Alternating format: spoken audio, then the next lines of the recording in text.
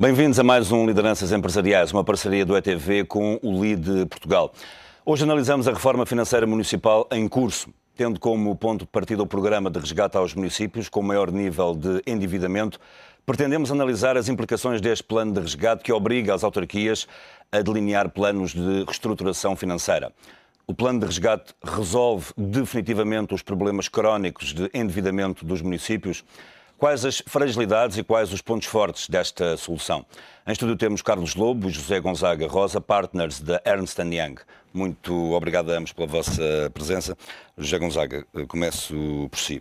Este plano resolve o problema financeiro dos municípios? Este plano vai resolver um problema importante dos municípios, que é o problema de tesouraria. Que, aliás, não é só dos municípios, porque as dívidas que os municípios têm são para o resto da economia, são fornecedores, são empresas de construção civil, outras empresas do Estado, e, de facto, este plano vem, de facto, no curto prazo, resolver parte substancial deste problema. Mas isto, de facto, é, se quiser, o ponto de partida para uma visão que tem que ser mais estruturante daquilo que é o tecido dos municípios em Portugal. E esta visão estruturante tem que ter um eixo de reorganização dos próprios municípios, enquanto entidades que naturalmente têm que ser sustentáveis do ponto de vista financeiro e económico. Coisa que não são neste momento. Coisa que neste momento não são. E é evidente por muitos balões de oxigênio que se possam dar em termos de tesouraria, se não for de facto debelada e endereçada a questão de fundo que é a reorganização estrutural dos municípios, a prazo o problema vai voltará a acontecer. E nós constatamos, dou-lhe um número rápido, nós constatamos que olhando para aquilo que é a estrutura típica dos municípios em Portugal, grande parte dos custos destes municípios são com a sua própria estrutura. O que significa que se nós conseguimos agilizar a estrutura dos municípios, nós por aí vamos poupar algum valor que neste momento é consumido e naturalmente redirecioná-lo para outras. E pela experiência que tem, é possível diminuir esses custos de estrutura, eventualmente com diminuições em termos de recursos humanos, sem alterar significativamente a qualidade do serviço de proximidade prestado pelas autarquias às populações? Aliás, é possível fazê-lo melhorando a qualidade. Eu vou-lhe dar dos exemplos concretos. Por exemplo, a função compras nos municípios. A função compras é uma área típica que consome não só a mão de obra, custo com pessoal, porque há naturalmente uma estrutura afeta a isso, como ainda é possível nessa função compras, se negociarmos melhor, conseguimos algum valor acrescentado em termos de descontos, em termos de quantidades, por exemplo, negociando em bloco.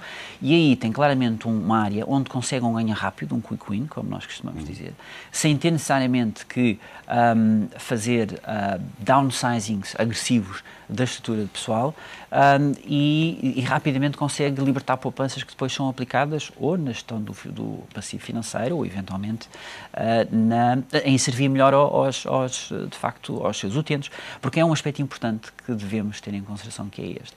Os municípios têm uma função social muito importante, não têm um cliente qualquer, eles têm um cliente que vai ali receber um serviço que é de interesse público. E muitas vezes o serviço que o município presta é um bem público na perspectiva de que não há nenhuma empresa privada que o queira prestar, muitas vezes porque não dá lucro, dá apenas prejuízo. Portanto, isto é um aspecto importante que temos de ter em consideração. Agora, neste contexto, sim, há muito trabalho a fazer, absolutamente. Carlos Lobo, coloco-lhe a mesma pergunta. Este plano pode resolver definitivamente este problema crónico de endividamento dos municípios? Muito boa noite. Eu concordo com o que disse o meu colega José Gonzaga Rosa, mas a questão essencial é também analisarmos qual é a origem do problema, ou seja, para nós sabermos se esta solução é definitiva, temos de saber se o problema que está na base se está efetivamente sanado. E, de facto, nós vivemos hoje num paradigma económico e financeiro que é diferente daquele que vivíamos até 2008. Esse é um facto que se verificou e que está constatado a nível mundial, a nível europeu, a nível nacional e, obviamente, a nível local. O que é que nós assistimos? Assistimos, efetivamente, a uma mudança de paradigma de desenvolvimento. E os autarcas, desculpa interromper-lhe o raciocínio, e os autarcas já fizeram o switch mental para essa mudança de paradigma? Eu acho que nem a Europa, nem os líderes europeus ainda fizeram esse switch mental. Por isso, seria muito exigente, não é? Exigir também aos nossos autarcas que fazem todos os dias o melhor possível. Sabem que podem. E que, reparem, que estão numa situação muito aflitiva. Porquê? Porque as mudanças a nível central passam pela redução dos níveis de desconcentração e descentralização. Ou seja, na prática, nós estamos a assistir a um recuo do Estado Central ao nível da sua localização regional e descentralizada. O que é que isto significa? Significa, repare, o Estado pode recuar, mas se há alguém que não pode recuar e que é o último bastião, são as autarquias locais. E na prática nós assistimos hoje em dia a um incremento da importância da atividade autárquica enquanto prestador de utilidades e de satisfação das necessidades dos agentes. Mas aí há ou não um contrassenso, e corrija-me se este meu raciocínio estiver errado. Ao longo dos últimos anos tem-se assistido, de certa forma, a uma tendência de uma transferência de competências do Estado para as autarquias, mas essa transferência não vem acompanhada do envelope financeiro. Do envelope financeiro. Vem acompanhada, reparem, por isso é que nós estamos a falar da origem do problema. Ou seja, nós assistimos desde 2007 a uma lei das finanças locais, a Lei 2 de 2007, que na prática estabelecia as regras de repartição das competências financeiras entre os municípios e o Estado, que nunca foi cumprida. Ou seja, porque na prática, parte do Estado. Sim, os orçamentos de Estado contiveram sempre no seu articulado normas de finanças locais que na prática derrogavam a Lei Geral das Finanças Locais. E na prática nós nunca tivemos uma aplicação coerente da Lei das Finanças Locais. O que é que isto significa? Significa que as regras de relacionamento entre o Estado e as autarquias, as regras do jogo, foram sempre sucessivamente mudando ao longo dos últimos anos. Qual é o problema mais grave? O modelo de financiamento das autarquias assentava essencialmente nas receitas do imobiliário. Era um modelo que é um modelo legal de repartição das próprias competências. O que é que nós assistimos? Assistimos, de facto, que o setor económico que sofreu um maior impacto por via da crise foi o setor do imobiliário. Ora, como há uma redução mais do que proporcional na redução das receitas, obviamente que as autarquias viram-se, num determinado momento, a partir de 2009, numa situação de aflição. Os IMTs, as receitas de IMT reduziram-se, as receitas das taxas urbanísticas de infraestruturação reduziram-se substancialmente. O Estado, por via dos PECs sucessivos, foram também reduzindo sucessivamente as transferências orçamentais para as autarquias locais e, de facto, qual foi o resultado? O resultado foi um aumento exponencial da receita, da despesa a fornecedores de despesa de curto prazo. Ora, o que é necessário? É necessário este plano só poderá funcionar se o problema de base, que é um desequilíbrio orçamental, estrutural, for resolvido. Agora, a questão é que esse problema estrutural, a resolução desse problema estrutural passa por a necessidade de uma flexibilização da atividade municipal. Flexibilização em que sentido? Primeiro, uma flexibilização para abarcar o aumento das competências que as autarquias têm recebido. Porque, de facto, nós assistimos aqui a um movimento antagónico. Temos uma redução de receita, nomeadamente a receita própria, temos uma diminuição das transferências do Orçamento de Estado e temos um aumento das competências e das atribuições municipais, quer na perspectiva legal, quer na perspectiva contratual. A questão das escolas, a questão da gestão das estradas, a questão da assistência social, dos apoios sociais, não é? Cada vez mais essenciais. E temos essa redução de receita. De facto, há aqui algo que há uma entropia que tem que ser resolvida. Há uma entropia que tem que ser resolvida. Até porque esses serviços que mencionou são áreas críticas em relação às quais, pura e simplesmente, o serviço não pode cessar, porque estão em causa milhares de pessoas em aspectos dessa natureza. Exatamente. Ou seja, o Estado pode, obviamente, concentrar os tribunais, pode concentrar os serviços de finanças, pode concentrar os hospitais e toda a política.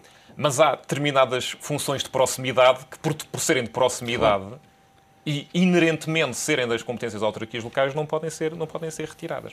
Então, o que é necessário na perspectiva? Primeiro, é preciso resolver os problemas orçamentais daquelas autarquias do plano do nível 1 de intervenção. São as que estão numa situação financeira mais complicada. Mais complicada. E nessa perspectiva, não há lei de compromissos, não há plano de financiamento de curto prazo que sustente um modelo de desequilíbrio estrutural. O que é há a fazer? Repensar a lei das finanças locais, os critérios da lei das finanças locais. Repensar o modelo de financiamento. Prática, sim, repensar, eu sei que é agressivo estar a repensar uma coisa que nunca foi aplicada, não é? Mas repensar, com a experiência que temos, aquilo que foi aplicado ao nível da lei das finanças locais, repensar o modelo de financiamento das autarquias, nomeadamente ao nível das receitas próprias. Temos que aproximar os atos de despesa, a responsabilidade pelo ato de despesa, da responsabilidade da decisão do ato de receita. Ou seja, temos que aumentar... Eu não estou a dizer que tem que se aumentar os impostos locais. O que eu estou a dizer é que tem que haver uma ligação entre o ato de despesa e o ato de angariação de receita. Porque nós só temos despesa pública se tivermos receita pública. Só temos utilidade pública se tivermos desutilidade privada. E o que é necessário é que, efetivamente, a entidade que decida pelo lançamento do imposto seja também a entidade responsável pela aplicação daquela receita numa determinada despesa. E, de facto, o que é que nós assistimos hoje? Assistimos muitas vezes a impostos, nomeadamente o IMI, que são lançados de uma ótica totalmente diferenciada e quase injustificada, o que torna em causa a legitimidade do imposto. E, na prática, o que nós tínhamos que fazer é fazer, efetivamente, demonstrar quais são as atividades de suporte urbanístico. Isto é um exemplo. Atividades de suporte urbanísticas a cargo dos municípios e demonstrar que o IMI não é mais do que o condomínio, uma contribuição de condomínio pelo encargo. Nesta perspectiva, o imposto tornava-se transparente. Claro. E reparem, permitia algo muito simples. Um município que quisesse prestar utilidades de grande qualidade urbanística, obviamente tinha que repercutir um custo de IMI mais agravado para o seu município. Aqueles que não o fizessem não teriam. Repare, isto é um simples exemplo da necessidade de interligação e de alteração estrutural de um conceito, neste caso do imposto próprio mais importante das autarquias. Mas a questão da flexibilização das operações dos municípios é essencial. A concentração de competências comuns, partilhadas, que podem ser desenvolvidas ao nível de uma das comunidades intermunicipais, com ganhos de escala, com ganhos de sinergia, porque de facto 308 municípios na economia moderna, não faz sentido uma fragmentação tão significativa dessas determinadas funções. Se bem que os ganhos de eficácia que se possam obter com essa escala são, de facto, importantes e consideráveis? Reparem, por exemplo... Eu nestas questões, corrigem-me se eu estiver enganado, há sempre aquela velha luta da redução dos custos intermédios, não é? Que depois, na prática, se vê que, em termos reais...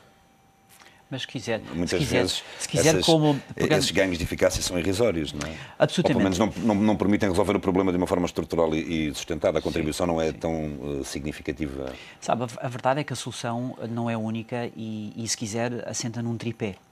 E as três peças deste tripé são as seguintes. Por um lado, nós constatamos, e estamos todos de acordo, em que é necessário que os municípios, enquanto entidades que têm que ser sustentáveis do ponto de vista financeiro e económico, se têm que reorganizar. E há exemplos.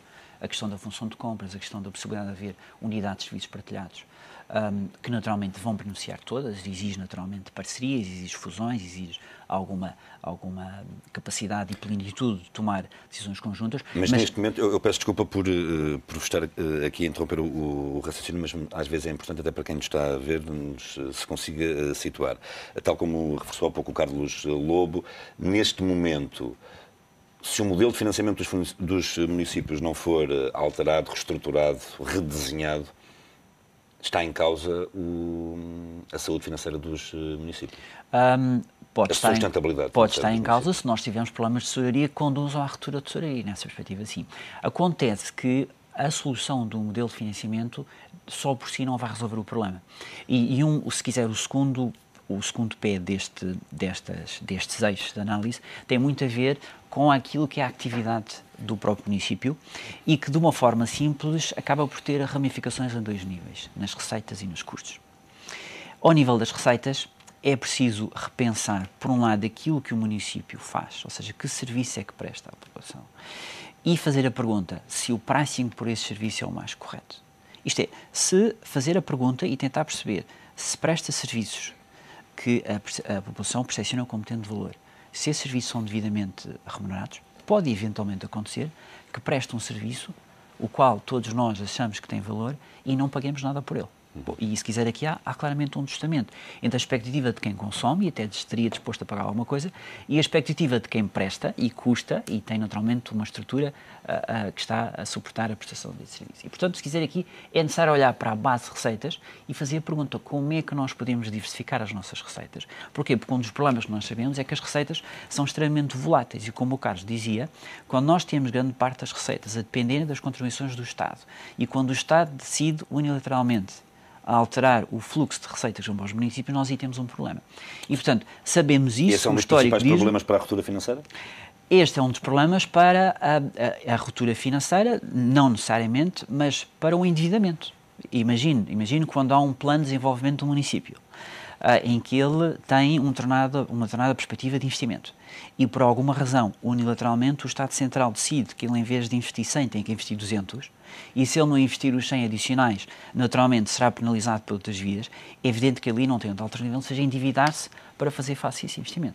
Bom, e o endividamento ao longo do tempo tem consequências em encargos financeiros, que chegam a determinada altura em que não há receitas que consigam cobrir os encargos financeiros.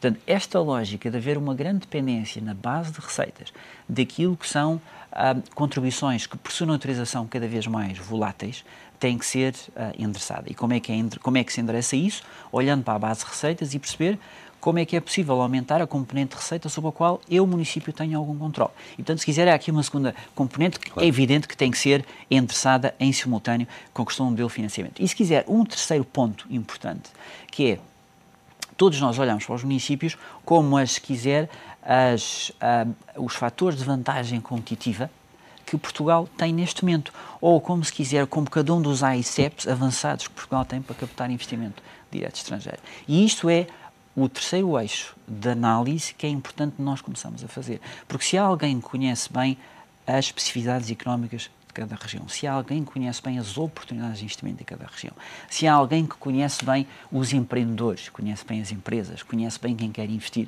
são os municípios.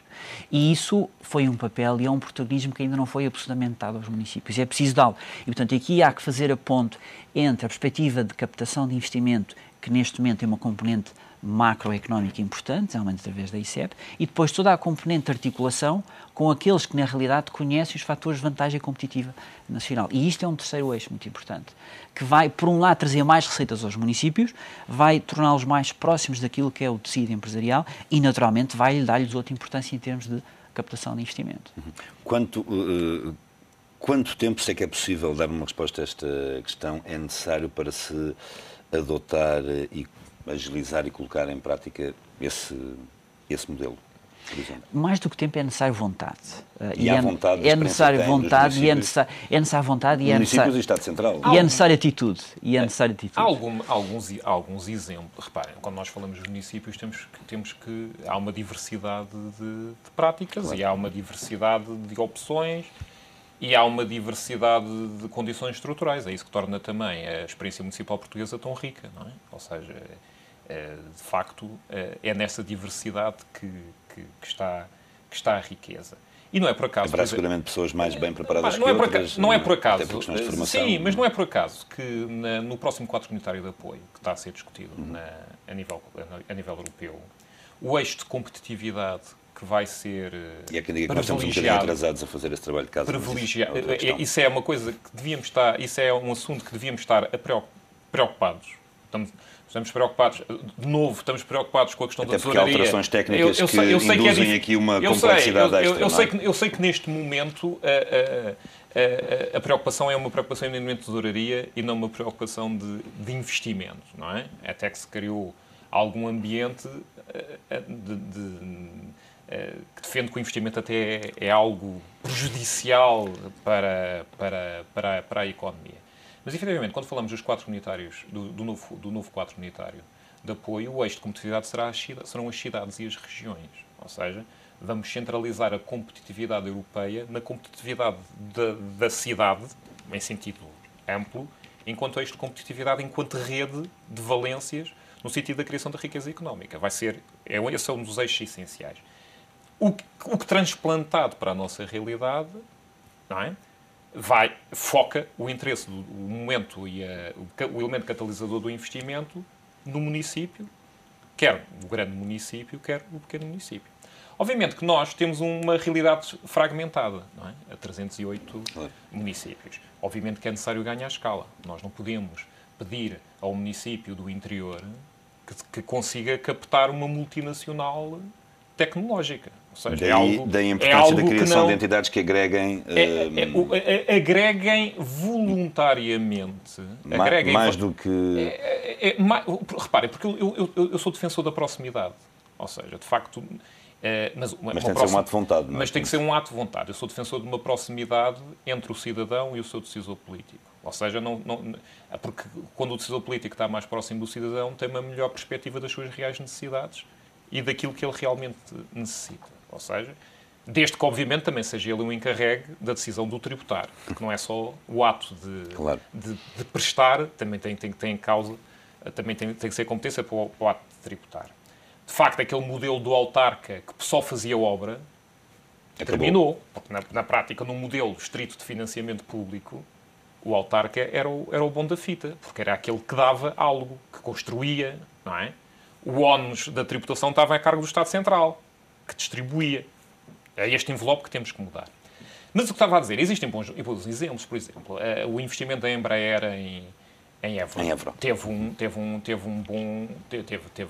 grande incentivo da Câmara de Évora. A Câmara de Castelo Branco, com as questões de implementação empresarial. Só citar a Passos de Ferreira, com os parques industriais. Ou seja, há bons exemplos. A própria Câmara de Lisboa, com a criação agora das redes de investimento. Ou seja, existem bons exemplos. E esses exemplos, eu estou só a suscitar alguns. Claro, Bob, são 308, como é lógico. São claro. 308. E, obviamente, está implícito na vontade de qualquer autarca a intenção de atrair para o seu município investimentos. Agora, têm que ser-lhes dadas as condições e as competências para tal. E os instrumentos para tal. Porque, como eu estava a dizer, este plano de resgate, que era um plano de resgate urgente, pelas condições que... Porque a banca, num determinado momento... É que nós também vivemos numa situação paradoxal. É que até 2008, emprestar aos municípios ao Estado era uma atividade sem risco e que na prática até era promovida pelas autoridades supervisões. Quase uma dívida soberana. De um momento para o outro, transformaram-se... Deus transformou-se no diabo. Ou seja, na prática, todos foram extraídos. O Estado, ao nível da banca nacional, o Estado manteve a sua estrutura de financiamento. Depois, passámos para as empresas públicas, também essenciais. Quem é que ficou no fim da linha de todo desta estrutura de financiamento? As autarquias ficaram sem financiamento. Ou seja, na prática, temos esta modelo. Agora, a questão é esta. O futuro, temos que olhar para o futuro. Mas antes de olharmos para o futuro, deixe-me interrompê-lo para fazermos um breve intervalo. Voltamos já a seguir, a um curtíssimo intervalo. Até já. Voltamos à conversa com Carlos Lobo e José Gonzaga Rosa, partners da Ernst & Young, neste Lideranças Empresariais. Estamos a analisar o plano de resgate aos municípios mais endividados. Mais uma vez agradeço a presença de ambos em estúdio. Deixem-me começar esta segunda parte aqui com uma pergunta, não sei se será provocatória ou não. José Gonzaga Rosa, temos municípios a mais?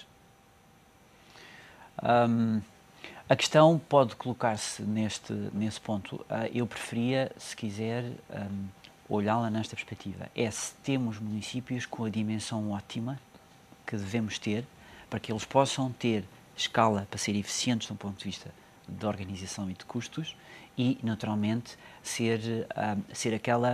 ter aquela perspectiva que nós já referimos na primeira parte, de a visão mais próxima das populações e do tecido empresarial. Nessa perspectiva eu admito que sim, nessa perspectiva eu admito que nós temos municípios a mais, municípios, alguns deles que não têm a dimensão crítica, que seria necessária para ou ter uma unidade de serviços partilhados, ou ter uma função de compras com uma escala eficiente, ou eventualmente ter uma capacidade de abordagem ao tecido empresarial local adequada. Nessa perspectiva, sim. Não sei quantos são, nunca fiz a conta, mas é bem possível, e eu diria que é quase lógico assumir que, efetivamente, muitos deles terão que ser redimensionados, alguns deles terão que ser fusionados ou integrados, de alguma forma. Para quê? Para que tenham a tal massa crítica que, naturalmente, é importante para que possam servir melhor, no fundo, do que são os interesses das populações. E para que, de certa forma, possam sobreviver. Carlos Lobo, temos municípios a mais? Eu tenho uma perspectiva, como estava ainda há pouco a referir, nós temos que relembrar a vertente histórica, a vertente política da existência, da importância da referência do município. Até para, quando estamos a falar dos municípios Essa é uma variável que é impossível quando estamos a falar, esquecer. Quando nós estamos a falar dos municípios do interior e das zonas mais desertificadas, não é? E quando falamos que temos que lutar contra essa desertificação, não é? E reparem, é um problema europeu e é um problema nacional, não é? Seria um pouco antagónico na perspectiva da coesão económica e social que se retirassem referências, as poucas referências que ainda se mantêm na relação, na identidade, para manter a identidade da relação entre o cidadão e o próprio Estado. E nesta questão dos municípios, agora a questão é esta questão política e da origem histórica do próprio município. Diferente é... Mas deixa-me só dizer, pedir-lhe que me comente esta minha reflexão. Há, de facto, municípios que podem ter uma dimensão extremamente reduzida e que, enfim, em termos racionais, não têm quase nada que lhes garanta uma sobrevivência, mas que, justamente pela realidade histórica, política e cultural, pura e simplesmente não podem ser apagados do mapa. Não é? Mas repara, eu ultrapasso a questão da discussão da circunscrição à questão das competências e das atribuições. Ou seja, o que eu acho é que podemos ter municípios esse problema, não é? de diversos níveis. Ou seja, diversos níveis. Não entrando na questão política, histórica, social, demográfica, eu tenho que pensar na dimensão económica ou financeira da sustentabilidade da ação. Reparem, eu posso ter um município, não é, que tem um determinado nível de competências, porque tem a sua massa crítica garantida. E tem essa identidade histórica e cultural, não é? Posso ter áreas metropolitanas, mesmo em municípios com maior dimensão e com massa crítica, mas com problemas específicos das áreas metropolitanas, nomeadamente as redes de transportes, etc. E tenho outros municípios que são autossustentáveis numa perspectiva de especialização económica e têm um determinado nível de competências, e tenho uma série de micromunicípios do interior que eu não posso equiparar em termos de estrutura e de competências aos municípios mais agregados. Ou seja, eu penso que se nós também devem ser defendidos, não é? Ou seja, mas a questão é que nível de competências e nível de atribuições. E qual é o ponto em que essas atribuições e essas competências e os recursos financeiros devem ser atribuídos. Porque se nós começarmos... O pior começo para essa discussão é se começamos a discutir números e território. E fronteiras. E fronteiras. É mais ou menos a questão quando foi a discussão da regionalização. Claro. A questão da regionalização morreu, na altura, não pelo conceito, porque nós nunca discutimos as atribuições e as competências, mas discutíamos a mapa e a circunscrição. Ora, isso é o menos relevante nesta equação económico-financeira. O que eu tenho que saber é se as competências financeiras, por exemplo, de gestão de tesouraria, de gestão orçamental, se o corpo jurídico, por exemplo, de 10 municípios, micromunicípios, eu só tenho que ter 10 juristas, um em cada município, que muitas vezes não têm ninguém com quem conversar e dada a diversidade das questões, têm dificuldade, obviamente, na resolução das questões, ou se posso ter um corpo de 3 ou 4 juristas para 10 municípios numa unidade central em que podem falar uns com os outros e que têm um nível de prestação de serviços de uma forma mais... Independentemente de haver um Presidente da Câmara que, na localização, consiga efetivamente verificar quais são as reais consequências, as reais necessidades dos seus municípios. Ou seja, eu acho que a questão tem a ver precisamente com a cadeia de atribuições, com um estudo efetivo do modelo de descentralização financeira, o fiscal federalism, um estudo de fiscal federalism puro e duro, em que nós verifiquemos quais são as competências, qual é o local em que as competências são desenvolvidas de uma forma mais eficiente. Os traços gerais desse modelo, no plano teórico, é de uma perfeição absoluta. Depois, às vezes, no terreno, podem ocorrer aqui animosidades devido à vontade de quem está à frente. Eu acho que nenhum Presidente de Câmara, hoje em dia, porque nós temos a experiência das comunidades intermunicipais e das associações de municípios, ou seja, e das empresas municipais e das empresas multimunicipais. Ou seja, os próprios, de uma forma mais ou menos estruturada, os municípios sentem a necessidade de se agregar voluntariamente nestes modelos organizacionais multimunicipais. Não é algo que o município se afaste. Não encontra nenhum presidente de Câmara a contestar um modelo de organização multimunicipal de tratamento de resíduos sólidos, de outras funções das comunidades intermunicipais. O que é necessário é dar os incentivos, não é, necessários, as indicações necessárias para que essas competências sejam efetivamente atribuídas aos níveis mais elevados. Isto é muito mais importante e tem um impacto financeiro muito mais significativo do que estarmos a aglomerar territorialmente municípios, não é? Em que o custo político é de tal forma vultuoso, não é? Porque mexe com a tradição mais secular das zonas. E, de facto, se nós queremos potenciar... Mas a questão é, se nós queremos potenciar essa tradição secular como elemento de diversidade e queremos potenciar como algo que incrementa o valor competitivo e concorrencial dessa zona, não faz sentido estarmos a anulá-la. Absolutamente. Há um aspecto que eu gostava de complementar aqui nesta perspectiva que foi dada por Carlos, que é este. A forma como nós estamos a analisar a dimensão dos municípios, se existem muitos ou poucos, tem sido uma forma, se quiser, muito financeira ou quase que diria contabilística. E isto porquê? Nós sabemos que o mercado não é perfeito. Que é errada. Ou pelo menos não é suficiente. E eu dou-lhe o meu ponto rapidamente. O mercado não é perfeito, o mercado tem falhas. Já há muito que os economistas disseram isto, nós hoje cada vez mais nos percebemos que há falhas de mercado. Eu vou-lhe dar o exemplo da saúde. Há claramente áreas na saúde onde nenhum hospital de iniciativa privada quer entrar. Porquê? Porque não dá lucro. Claro. No entanto, há necessidades na saúde que têm que ser necessariamente preenchidas, apesar de não haver nenhum hospital privado que eu queira fazer. E o Estado tem que entrar. E elas não dão lucro. Há, de facto, aqui um conjunto de bens públicos que têm que ser valorados de forma diferente. E quando nós abordamos o tema dos municípios e a dimensão, julgo que temos que fazer uma perspectiva de custo-benefício social e não apenas financeiro. E é aqui que eu acho que a análise ainda não foi feita. Isto é um pouco de encontro àquilo que o Carlos Lobo havia sido dito. Nós, quando lançamos uma autoestrada, não lançamos apenas perspectiva puramente financeira ou contabilística. Nós vamos tentar perceber que impacto é que isso tem no desenvolvimento, que impacto é que isso tem na sinistralidade, que impacto é que tem no ambiente.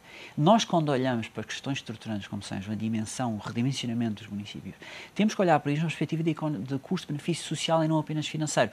Porque olhá-lo de um ponto de vista apenas financeiro, ao nível macroeconómico, não é mais do que ter uma perspectiva contabilística do tema. E, portanto, aqui temos claramente que ter um óculo de custo-benefício social. E aí há muitos serviços que são prestados, que não geram receita, mas que têm um valor social. A questão é que valor é que nós lhes estamos a dar e outra questão, acima desta, que valor é que nós, como comunidade, estamos dispostos a pagar por esse serviço que, tendo um valor social, não tem um custo económico e não tem um valor financeiro. E este é o tipo de reflexão que ultrapassa muito, como é evidente, a questão do modelo de financiamento e que exige outro tipo de ancoragem. Agora, é evidente que somos levados para esta reflexão por via do problema da tesouraria. E por isso é que esta lei, apesar de todos os obstáculos e de todas as imperfeições que eventualmente se lhe possa indicar, é importante. Porquê? Porque nos dá tempo para resolver o problema da tesouraria e, assim haja vontade, espírito claro. E atitude, nos dá ensejo de olharmos para a questão, para esta equação de um ponto de vista mais rico, se quiser, e não tanto apenas financeiro e contabilístico. Há alguns autarcas, não querendo fazer disto aqui um programa de análise política, mas há alguns autarcas que consideram que estas condições deste resgate financeiro para o pagamento depois das autarquias são inaceitáveis. Há razão que justifica declarações desta natureza? Um resgate nunca é bom para quem é resgatado. Isso é um princípio. Isso aconteceu connosco, aconteceu com a Madeira, acontece com os autarcas, isso nunca é bom. Eu admito que sim, que haja pequenos detalhes que eventualmente pudessem ser limados. É evidente que esta é a primeira lei do género, ou pelo menos com este fogo que está a fazer em Portugal. Muitos ensinamentos haverão com isto. Eu julgo que é importante, mais uma vez, não perceber aquilo que é prioritário do que é secundário. O que é prioritário, neste momento, é resolver o problema de tesouraria que existe nos municípios e que não é apenas nos municípios.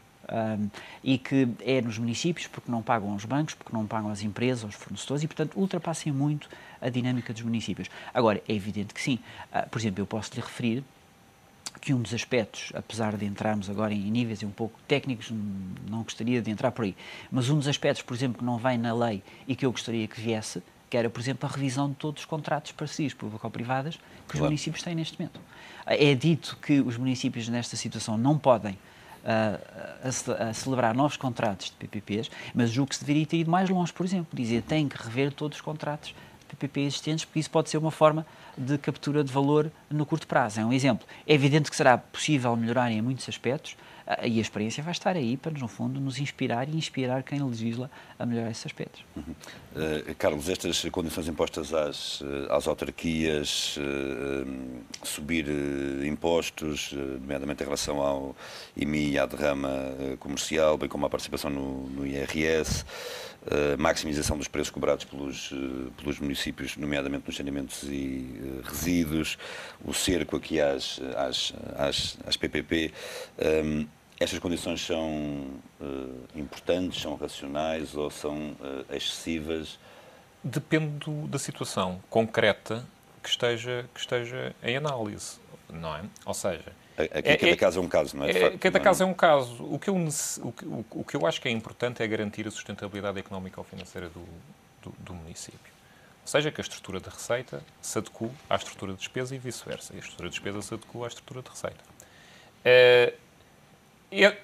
Eu veria essas... Reparem, agora devia ser deixado ou resgatado a liberdade para ele definir quais eram os termos do seu resgate, uma ótica de subsidiariedade. Eu, relativamente a essas sugestões, essas indicações, elas constam, foram definidas e integram o conteúdo legal, mas eu vejo-as como quase um conteúdo mínimo que um município, numa situação de desequilíbrio estrutural, tem de respeitar para assegurar um aumento da sua estrutura de receita. Ou seja, na prática, mas pode não ser, ou seja, depende da circunstância concreta. O que eu posso dizer é o seguinte, é que o modelo de financiamento, o modelo de desenvolvimento municipal de expansão urbana, que se verificava até 2008, terminou. Acabou. E na prática, eu não posso perspectivar qualquer aumento da receita de IMT aos níveis de 2007, nem qualquer aumento da receita das taxas urbanísticas aos níveis de 2007. Neste momento, elas estão catastroficamente baixas, não é? Ao nível da própria estrutura de receita, mas nunca voltaremos ao aumento futuro. O que é que são essas medidas ao nível da taxa máxima de IMI de 2012, da derrama, das contribuições variáveis? Basicamente é a maximização das receitas próprias dos próprios municípios. Ou seja, e de facto, porque não podemos estar a aguardar que o Estado transfira ao nível orçamental um maior volume de receitas, mantendo-se as regras de distribuição de competências tais como elas são hoje. Ou seja, na prática temos aqui. Logo, a questão é verificação em termos concretos do que é que está em causa. Mas também isso pode colocar em causa algum modelo de desenvolvimento com qualquer autarca queira adotar enquanto incentivo para a instalação de atividades económicas no seu município. Ou seja, reparem, é bom em teoria, porque na prática otimiza a estrutura de receita própria. Mas depois pode ser mau em particular se isso vai impedir uma diferenciação positiva. Exatamente, claro. Em termos de incentivos. Repara, e a questão, daí que deveria de existir uma maior liberdade na definição de qual é o próprio conteúdo. Porque na prática, se eu estiver errado, é natural que esteja, corrigem-me, por favor. Estamos a falar aparentemente de 50 municípios que estão num patamar mais grave, isto de acordo com o Governo, a Associação Nacional de Municípios fala em 70, enfim, mas pronto, pelo menos 53. Nem os critérios de GAL e os critérios do Tribunal de Contas também são um pouco diversos no que diz respeito ao valor das dívidas. Mas portanto, estamos a falar de 50 municípios numa situação... desequilíbrio estrutural. Num desequilíbrio estrutural, que é uma situação gravíssima. E depois há 250 que não cumprem a lei de compromisso, quer dizer que já têm mais de 90 dias de pagamento em atraso aos fornecedores. Portanto, em 308 há 300 municípios aparentemente, ou 303 municípios que estão numa situação financeira muito complicada. Ou não? Mas repara, é complicada, mas há uns que têm... mas são situações distintas. Ou seja, como eu... Repara, um município... Uns estão em ruptura, outros têm um problema de tesouraria que pode ser resolvido... Depende dos critérios. Por exemplo, os municípios que tenham uma grande área geográfica e um reduzido número de habitantes são privilegiados face a esta lei das finanças locais com transferências significativas. Pode dizer, como tem uma grande área, tem uma maior dispersão ao nível da infraestruturação e tem que a manter. Mas atenção, o modelo de infraestruturação terminou. Ou seja, o que é preciso é ter uma lei de solo e de ordenamento do território que obriga as pessoas a instalar-se dentro dos núcleos urbanos já consolidados. Estamos a 3 minutos do final da nossa conversa. Outra questão são os municípios urbanizados, que já não têm nada que infraestruturar. Os municípios, obviamente, têm uma grande base de receita de IMI, tem uma situação de receita própria distinta. Ou seja, temos os municípios do Algarve, que estão numa situação gravíssima. Porquê? Porque assentavam todo o modelo numa ótica de desenvolvimento da atividade urbanística que colapsou. E estão numa situação de phasing out dos fundos comunitários, reduziram os fundos comunitários, mas têm ainda que infraestruturar a sua área. Ou seja, há situações distintas. Há muitas situações distintas. O que eu acho que o que deve ser é que os planos de ajustamento, não é, que sejam obrigados, sejam analisados tendo em consideração a especificidade do próprio município, no sentido de os adaptar à especificidade própria. Claro.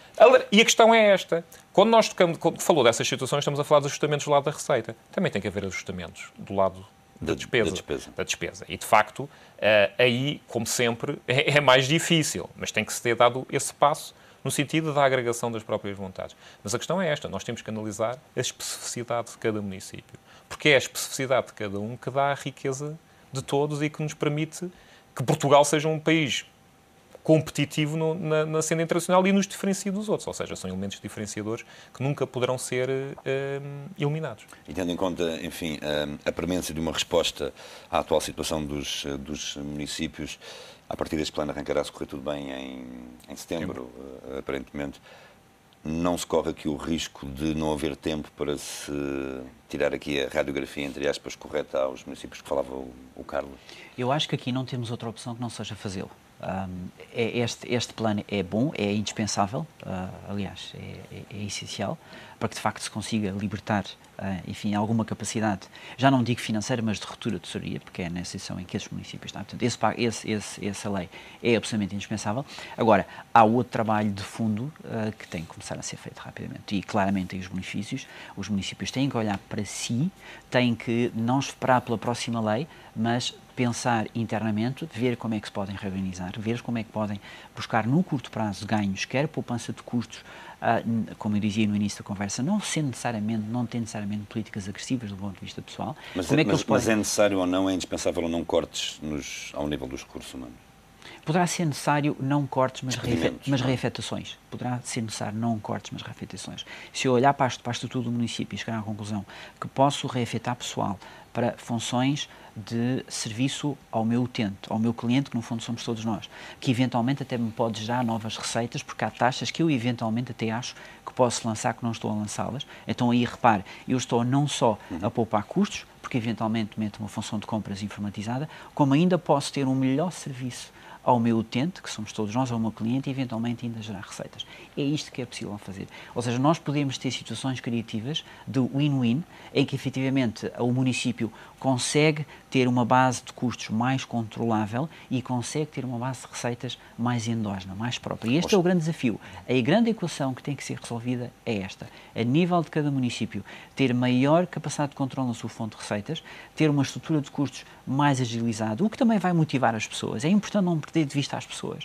quando nós estamos a pensar nos municípios, e ter depois a perspectiva mais alargada de ver o município como a primeira porta de entrada de investimento em Portugal, que é isso que tem que ser assumido. Oxalá consigamos vencer esse desafio. José Gonzaga, Rosa Carlos Lobo, obrigado pela vossa presença neste Lideranças Empresariais, onde debatemos o resgate financeiro aos municípios com um maior nível de endividamento. O Lideranças Empresariais regressa daqui a 15 dias. Até lá.